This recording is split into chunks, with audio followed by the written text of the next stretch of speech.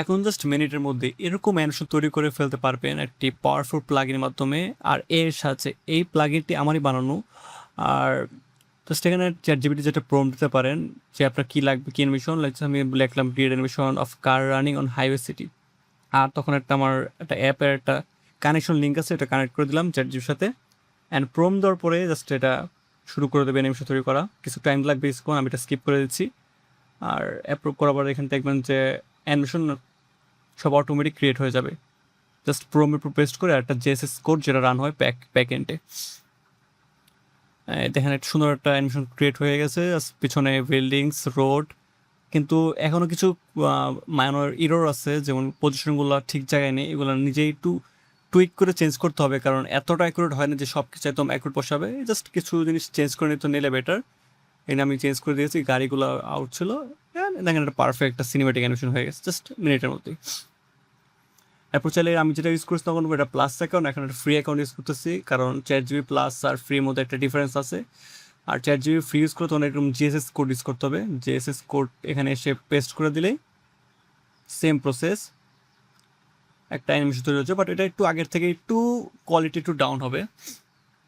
Just এটা যেহেতু free অ্যাকাউন্টের মডেলটা একটু চিপার, সো এটাতে অ্যানিমেশন তৈরি হচ্ছে। এটা ছিল একটা এয়ারপ্লেন অ্যানিমেশন, আকাশের উপর এয়ারপ্লেন উঠতেছে। এটাও দেখেন সেম হয়ে গেছে, জাস্ট এটা অনেক কিছু চেঞ্জ করতে হবে, যে প্লেনের কিছু প্রবলেম রয়েছে, জাস্ট নিজে একটু হালকা চেঞ্জ করে নিলে হয়। আর চেঞ্জ করার পর আবার একটা বেস্ট লেভেল একটা সিনেমেটিক এটা বেটার একটা অ্যানিমেশন হয়ে যাচ্ছে ফ্রি, নিজের কোনো খাটতে ছাড়া। এছাড়া প্যানেল নিজস্ব একটা ছোটোখাটো মডেল, চিপ এআই মডেল আছে, এইগুলো ইউজ করলেও বেসিক কিছু অ্যানিমেশন তৈরি করা যায়।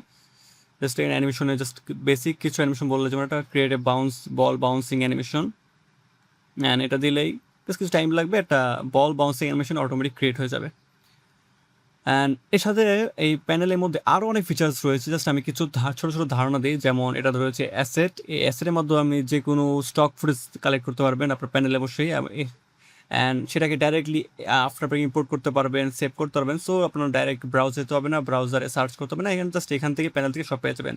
আইকনস রয়েছে, আইকন আপনাকে খুঁজতে হবে না ব্রাউজারে গিয়ে, জাস্ট এখান থেকেই আইকন সার্চ করতে পারবেন, যে কোনো আইকন, এটাও ডাইরেক্টলি ইম্পোর্ট করা যায়। আমি জাস্ট ছোটো করে ধারণা দিচ্ছি প্যানেল সম্পর্কে। অ্যান্ড এটা যে আর এখানে অডিও আছে, চাইলে অডিও সাউন্ড এফেক্ট লাইব্রেরি আছে, সাউন্ড এফেক্ট লাইব্রেরিও খুঁজে পাবেন। এটা জাস্ট এখানে এটা এপিআই আছে, এটা অনেক ডিপ একটা বিষয়। পপ সাউন্ড, অনেক সাউন্ড এফেক্ট, জাস্ট আপনার কাজগুলোকে জাস্ট ইজি করার জন্য এগুলো। আর একটা হেভি একটা পাওয়ারফুল প্লাগইন। আর এখানে আর দুটো অপশন রয়েছে, আইকন অ্যান্ড ক্যাপশন। এগুলো নিয়ে পরে বিস্তারিত আলোচনা করব, কারণ এগুলো একটু ডিপ। এগুলো অটোমেটিক ক্যাপশন তৈরি করে আর আইকন জেনারেট করে অটোমেটিক ভিডিওতে পেস্ট করে দেয়, সাথে অটো ক্যাপশন ফিচারও আছে, এটা বাংলা ইংলিশ দুটোই সাপোর্ট করে। এরপর আর রয়েছে লাস্ট এটা ফাইনাল একটা যে ওভারভিউ হচ্ছে লোকাল মোড।